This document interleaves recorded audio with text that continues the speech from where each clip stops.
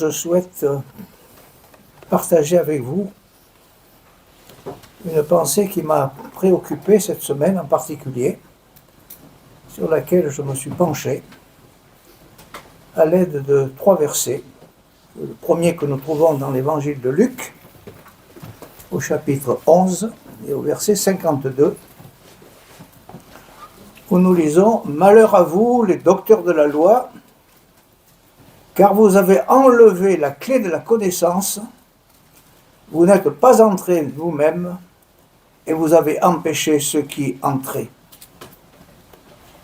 Le deuxième verset se trouve dans le livre de l'Apocalypse, au chapitre 1er, où nous lisons au verset 17, « Et lorsque je le vis, je tombai à ses pieds comme mort, et il mit sa droite sur moi, disant, ne crains point, car je suis le premier, le dernier, le vivant, et j'ai été mort, et voici, je suis vivant au siècle des siècles, et je tiens les clés de la mort et du Hadès. » Au chapitre 3 du même livre, du même épître, nous lisons au verset 7, « Et à l'ange de l'assemblée qui est à Philadelphie écrit, voici ce que dit le Saint, le véritable, celui qui a les clés de la mort, qui a les clés de David, celui qui ouvre et nul ne fermera, qui ferme et nul n'ouvrira. » Il est remarquable de constater que lorsque le Seigneur a quelque chose à nous dire, il le fait dans un langage précis, simple, pour que nous puissions tous comprendre le message qu'il veut nous communiquer. C'est la raison pour laquelle les paraboles sont des choses très très simples et qui révèlent et qui nous donnent des choses très très puissantes, très fortes, très spirituellement fortes. Nous possédons tous une ou plusieurs clés. Vous savez tout ce que c'est dans vos poches, il y a des clés. Même pour votre voiture, même si aujourd'hui c'est plus de clés, mais c'est pareil. Il faut une clé pour que vous puissiez ouvrir ou fermer votre demeure. Il a bien fallu une clé ce matin pour ouvrir la porte de ce local. C'est la clé par laquelle nous pouvons accéder.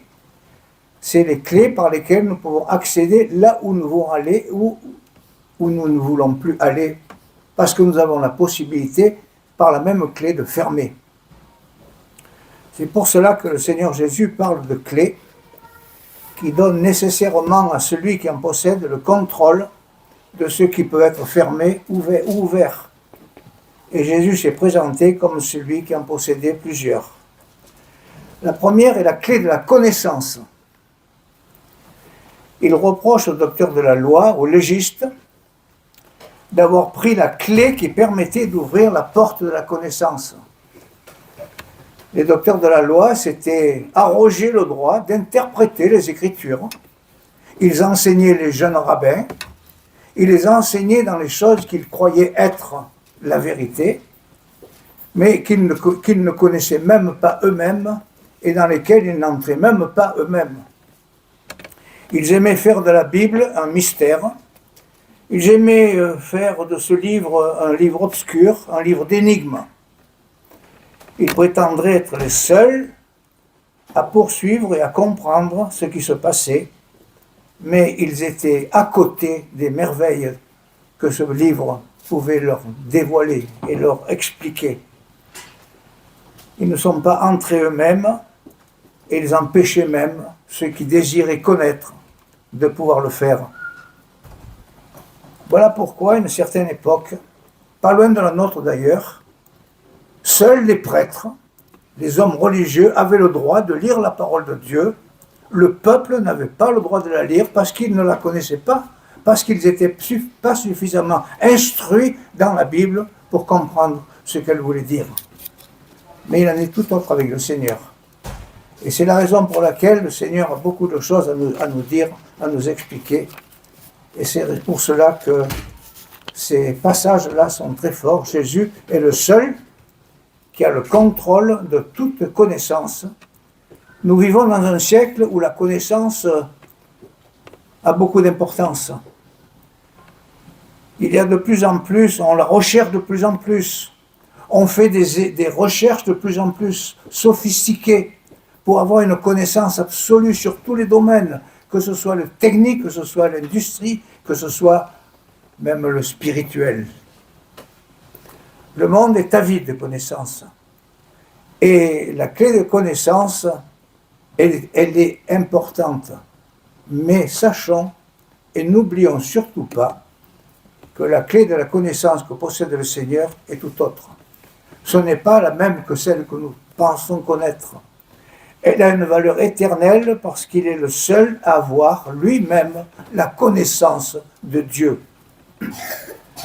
Lorsque les Juifs accusaient le Seigneur d'avoir un démon, il leur répondit « Moi, si je me glorifie moi-même, ma gloire n'est rien. C'est mon Père qui me glorifie, lui de qui vous dites « Il est notre Dieu ». Et vous ne le connaissez pas, mais moi je le connais. Et si je disais que je ne le connais pas, je serais menteur, semblable à vous. Mais je le connais et je garde sa parole. C'est pourquoi la parole de Dieu nous exhorte à entrer dans une véritable relation personnelle, une connaissance approfondie de notre Seigneur, et nous invite à croître dans la grâce et dans la connaissance de notre Seigneur Jésus, notre Seigneur et Sauveur Jésus-Christ. C'est pour cela que le Seigneur désire que notre connaissance ne soit pas simplement une connaissance approximative, où nous disons « mais je pense que le Seigneur devait être comme ci, comme ça, je pense que l'apôtre Paul devait être comme ça, comme ci ou comme ça ». Non, ce n'est pas comme cela que nous connaîtrons. C'est en lisant la parole de Dieu, c'est en approfondissant la parole de Dieu, c'est en passant des heures sur un texte que nous ne comprenons pas jusqu'à ce que le Saint-Esprit nous ouvre le cœur pour nous faire comprendre que nous pouvons entrer quelque peu dans la connaissance réelle des Écritures. Nous disons, disait l'apôtre Jean, nous disons ce que nous connaissons et nous rendons témoignage à ce que nous avons vu. Il faut savoir que si le Seigneur Jésus connaissait son Père, sachez qu'il nous connaît nous. Et nous devrions retenir toute notre attention, car de savoir que le Seigneur nous connaît, comme il l'a connu jadis Nathanaël, lorsqu'il lui posait « Mais d'où me connais-tu » et que lui a répondu avant que Philippe t'eût appelé, quand tu étais sous le figuier, je te voyais. C'est seulement Jésus qui savait où il était et il connaissait tout du cœur, de son cœur. C'est quand même extraordinaire de voir comment la parole de Dieu nous explique nous fait comprendre les choses.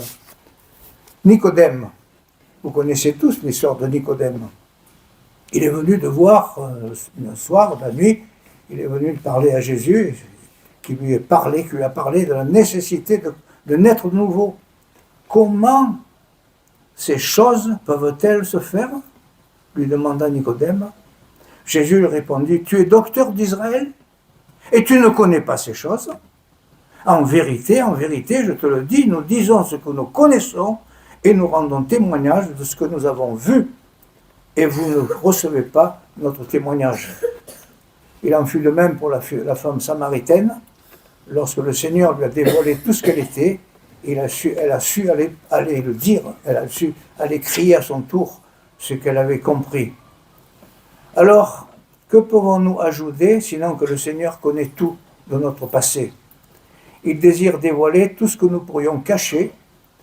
Il désire que nous puissions être francs, droits devant lui, que nous puissions avoir le désir de le connaître mieux et de savoir que la clé que le Seigneur possède, c'est une clé qu'il veut mettre à notre disposition.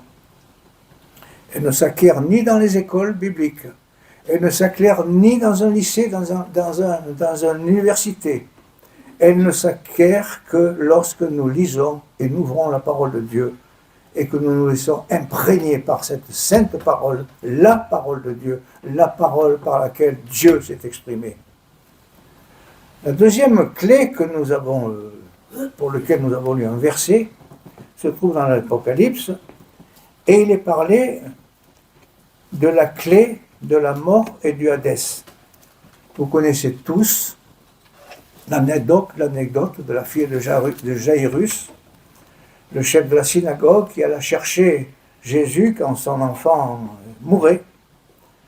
Et lorsque Jésus arriva, elle était morte. L'Écriture nous dit que, l'ayant pris par la main, il cria, disant, « Jeune fille, lève-toi. » Et il est ajouté que son esprit retourna en elle, et elle se leva immédiatement. Ce jour-là, Jésus a ouvert pour elle la porte du séjour des morts. Il en avait le pouvoir, au même titre que lors de la résurrection de Lazare, lorsqu'il dit « Lazare, sors dehors », il nous est dit que le mort sortit. C'est cette même puissance qui fait sortir Lazare et qui en fera sortir bien d'autres, car nous dit l'évangile de Jean, car l'heure vient en laquelle tous ceux qui sont dans les sépulcres entendront sa voix et sortiront. Alors que dire? Resterions-nous insensibles et indifférents envers le Seigneur qui a les clés de la mort du Hadès? Sachons qu'il n'y a qu'un pas entre nous et la mort. Sachons que si nous sommes là sur terre, rien ne nous dit que demain nous y serons encore. Parce que nous pouvons, le Seigneur peut revenir, c'est notre espérance la plus forte, la plus grande. Mais nous pouvons avoir, le Seigneur peut nous ôter la vie, parce qu'il a le pouvoir de la donner, mais il a le pouvoir de la reprendre. Alors, que ferons-nous? Que ferons-nous? Est-ce que nous décidons de nous approcher de lui et dire, Seigneur, toi tu as toutes les clés, mais s'il te plaît, viens vers moi, je te prie, et viens m'ouvrir la mienne, la porte de mon cœur. Et ce n'est pas fini, puisque Jésus nous dit, lorsqu'il s'adresse à Philadelphie, je pense, il dit qu'il détient de plus la clé de David. Détenir la clé de David, c'est une preuve d'autorité. Jésus a le contrôle du royaume de Dieu, car son royaume est un royaume éternel. Il a les clés du royaume des cieux, et c'est lui qui ouvre, et nous dit la parole, et que nul ne fermera, et qu'il ferme, et nul n'ouvrira. Jésus connaît toutes choses, et ce qu'il demande, c'est que nous puissions nous-mêmes, comme le brigand sur la croix, vous vous en souvenez, lorsqu'il était à côté de Jésus crucifié, il estimait que le Seigneur était capable de posséder un royaume. Et c'est la raison pour laquelle il dit, Seigneur, souviens-toi de moi quand tu rentres dans ton règne. Ce que nous voyons aujourd'hui est-il capable de nous toucher nos cœurs et de nous enseigner? Mais il y a une chose sur laquelle j'ai réfléchi, mais il en a pourtant le pouvoir, mais il ne le fait pas. Jésus a le pouvoir, mais il n'a pas la possibilité d'ouvrir la porte de votre cœur. Cette clé, pour ouvrir la porte de votre cœur, elle est à l'intérieur, chez vous. C'est vous qui la possédez. C'est vous qui avez le pouvoir d'ouvrir la porte lorsque le Seigneur Jésus frappe, lorsque le Seigneur voudrait entrer dans votre vie. Et si nous avons la possibilité de l'ouvrir ou de laisser la porte fermée, mais le Seigneur désire que nous puissions venir ouvrir pour qu'il puisse entrer chez nous, faire de notre vie sa demeure dans laquelle nous pourrons vivre pendant l'éternité sa glorieuse présence, pour pouvoir être en plénitude, en parfaite communion avec lui, pour le temps, mais pour l'éternité. Alors, il se tient à la porte et il frappe. Et Jésus se comporte comme un gentleman, en parlant avec toute révérence, bien sûr. Il a le pouvoir, il n'a pas la possibilité, il ne veut pas ouvrir de force la porte de votre cœur. Il veut que vous l'ouvriez vous-même. Et vous avez la possibilité de l'ouvrir ou de la laisser fermer. Et si vous l'ouvrez, il vous donnera une place dans son royaume, puisqu'il a les clés les clés du royaume de David. Il a la possibilité de vous faire entrer dans cette sphère de gloire dans laquelle il se tient, pour que vous puissiez vivre pendant l'éternité avec. Parce que, nous dit la parole, à tous ceux qui l'ont reçu, il leur a donné le pouvoir d'être enfants de Dieu, à savoir ceux qui croient en son nom. Qui sommes-nous? Avons-nous réfléchi? Est-ce que ce dimanche du mois de mars est un dimanche dans lequel nous avons réfléchi? Nous voulons réfléchir. Où en sommes-nous avec le Seigneur Jésus? Quelle place a-t-il dans mon cœur? Est-ce la première? Ou a-t-il une place accessoire lorsque j'ai le temps, lorsque de temps en temps, oui, je pense à toi, mais c'est une priorité. Et le Seigneur attend que vous puissiez l'ouvrir toute grande, la porte de votre cœur, que vous puissiez dire, Seigneur Jésus, entre. Jusqu'à ce jour, je me suis bien peu préoccupé de ce que tu as fait, de ce que tu étais, mais ce matin, au culte, on a rappelé des choses essentielles. On a rappelé des choses qui témoignent de ton amour pour nous, un amour qui t'a permis de donner volontairement ta vie pour que nous puissions être sauvés pour l'éternité. Alors aujourd'hui, si vous entendez sa voix, nous dit la parole, n'endurcissez pas votre cœur, ne fermez pas la porte de votre cœur, ouvrez-la toute grande, tout au contraire, pour que vous puissiez comprendre que le Seigneur Jésus vous aime et qu'il puisse vous bénir sa parole et vous aider à utiliser la bonne clé, la clé qui va pour l'éternité, vous permettra de vivre dans la proximité permanente de ce Seigneur Jésus qui vient bientôt. Je crois que cela devrait nous sensibiliser. On en parle. Lorsqu'on dit, quand on voit ce qui se passe, le Seigneur Jésus vient bientôt. Mais est-ce que c'est une réalité de savoir que Seigneur Jésus, tu viens bientôt? Peut-être que demain tu vas venir. Est-ce que je suis prêt? Et lorsque je suis prêt, et ceux qui sont prêts partiront avec lui. Vous connaissez ce merveilleux passage de l'Épître aux Thessaloniciens, mais ceux qui ne le sont pas. Et je souhaite que vous fassiez partie de ceux qui, lors de ce grand voyage, vous pourrez emprunter la voie du ciel qui vous conduira dans la présence glorieuse du Seigneur Jésus. Que le Seigneur vous aide, chacun et tous, et qu'il nous aide tous, frères et sœurs, à continuer la route, à persévérer dans le sentier du témoignage, en sachant que le Seigneur Jésus, qui possède les clés, il veut nous faire ouvrir la clé de la connaissance pour que nous puissions être émerveillés lorsque nous ouvrons la parole de Dieu et que nous regardons, que nous approfondissons les Écritures comme quelque chose de tout nouveau, comme si nous ne l'avions jamais fait, et que cela nous aide à continuer et à grandir pour sa gloire. Amen.